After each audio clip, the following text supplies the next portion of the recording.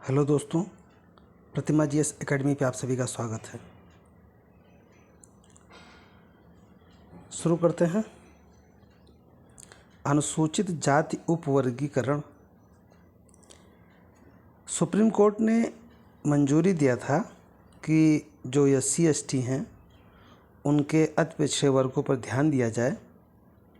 उसी मंजूरी के पश्चात तेलंगाना सरकार ने शेड्यूल कास्ट यानी अनुसूचित जाति उपवर्गीकरण को लागू कर दिया है और ऐसा करने वाला भारत का पहला राज्य बन गया है।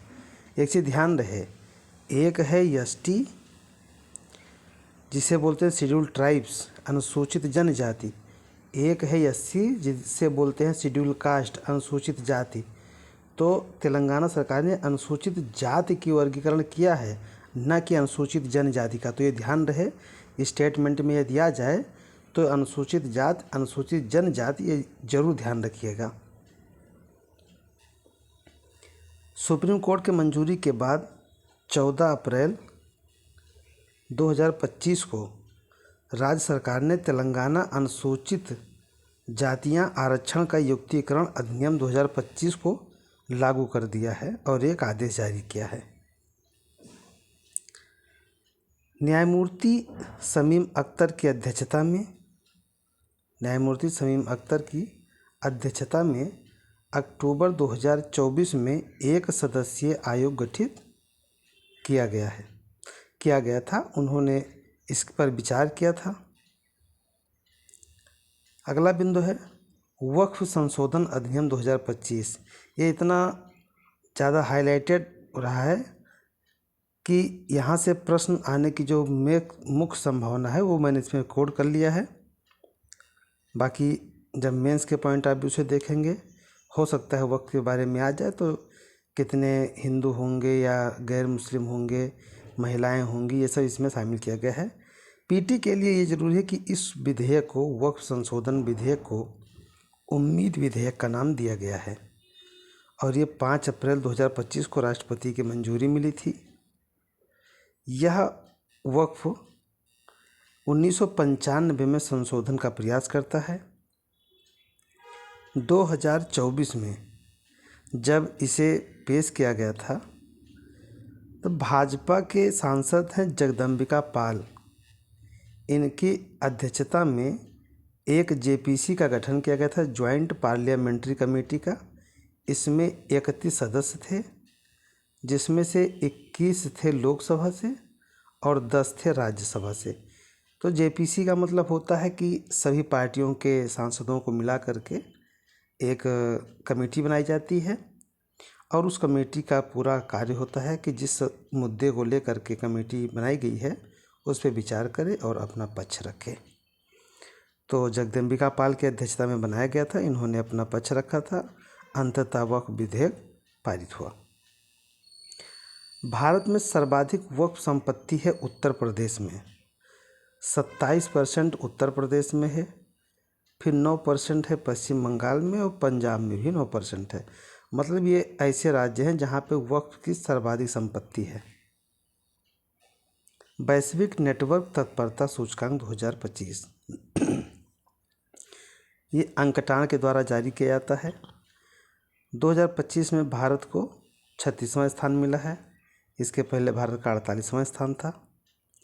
भारत का प्रदर्शन कैसा रहा है? मानव पूंजी में 113वां स्थान है, अनुसंधान विकास में 3रा स्थान है, औद्योगिक क्षमता में 10वां स्थान है, वित्त पहुंच तक 17वां स्थान है। तो ये जो है बेसिक पॉइंट थे जो भारत के प्रदर्शन के आधार पे थे। रायसीना डायलॉग 2025। रायसीना डायलॉग 2025 का 10वां संस्करण है। आयोजन किया गया 17 से 19 मार्च 2025 के बीच नई दिल्ली में। न्यूजीलैंड के प्रधानमंत्री क्रिस्टोफर लक्सन मुख्य अतिथि थे और इसकी थीम है कालचक्र, जन शांति और ग्रह। ये महत्वपूर्ण है। 10वें रायसीना डायलॉग का जो थीम है, विषय है, वो है कालचक्र, जन शांति और ग्रह। इसका आयोजन ऑब्जर्वर रिसर्च फाउंडेशन के सहयोग से विदेश मंत्रालय के द्वारा किया जाता है। अगला बिंदु है, इंदौर में भारत का पहला PPP green waste processing plant लागू हुआ है। यानी पीपीपी का मतलब होता है पब्लिक प्राइवेट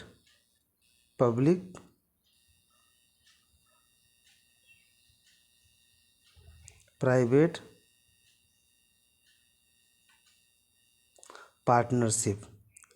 तो पब्लिक प्राइवेट पार्टनरशिप के आधार पर green waste processing plant Indore में लगाया गया है। इंदौर स्वच्छ भारत मिशन शहरी के तहत भारत का पहला ग्रीन वेस्ट प्रोसेसिंग प्लांट स्थापित किया गया है। यह प्लांट इंदौर नगर निगम के लिए है और यह प्लांट बिचौली हप्सी इंदौर में स्थापित होगा। कहाँ होगा? बिचौली हप्सी इंदौर में। अगला पॉइंट है वर्टिकल लिफ्ट रेलवे समुद्र पुल। वर्टिकल लिफ्ट रेलवे समुद्र पुल एशिया का पहला है। इसका नाम रखा गया है पंबन ब्रिज। 6 अप्रैल 2025 को प्रधानमंत्री मोदी जी के द्वारा उद्घाटन किया गया। इसकी लंबाई 2.08 किलोमीटर है। यह पुल रामेश्वरम को मंडपम से जोड़ता है। ध्यान रहे, तमिलनाडु में ही एक कांच का पुल जो है बनाया गया है, जिसका उद्घाटन तमिलनाडु के मुख्यमंत्री ने किया है और पंबन ब्रिज का उद्घाटन प्रधानमंत्री मोदी जी ने किया है। तो ये भी ध्यान में रखना। इंदौर और उदयपुर को वेटलैंड सिटी की मान्यता दिया गया है। जनवरी 2025 में इंदौर और उदयपुर को रामसर अभिसमय के तहत आर्द्र भूमि शहर के रूप में मान्यता प्राप्त किया है, जो कि यह भारत के पहले 2 शहर हैं जो इसमें शामिल हुए हैं। इंदौर मध्य प्रदेश में है, उदयपुर राजस्थान में है। 15वीं QS world university subject ranking 2025। QS world university subject ranking 2025 देश में धनबाद स्थित भारतीय खनन विश्वविद्यालय ने 20वां स्थान प्राप्त किया है, जो कि भारत में शीर्ष पे है और वैश्विक स्तर पे 20वें स्थान पर है। आईआईटी दिल्ली ने इंजीनियरिंग में 26वां स्थान और आईआईटी मुंबई ने प्रौद्योगिकी में 28वां स्थान प्राप्त किया है। तो ये क्रमशः 3 हो गए भारत के। नंबर 1 पे धनबाद का भारतीय खनन विश्वविद्यालय, नंबर 2 पे दिल्ली, नंबर 3 पे आईआईटी मुंबई। लेकिन ये भारत के परिप्रेक्ष्य में 1, 2, 3 हैं। वहीं वैश्विक परिप्रेक्ष्य में खनन विश्वविद्यालय 20वां है, आईआईटी दिल्ली 26वां है, मुंबई 28वां स्थान प्राप्त करने में सक्षम रहा है।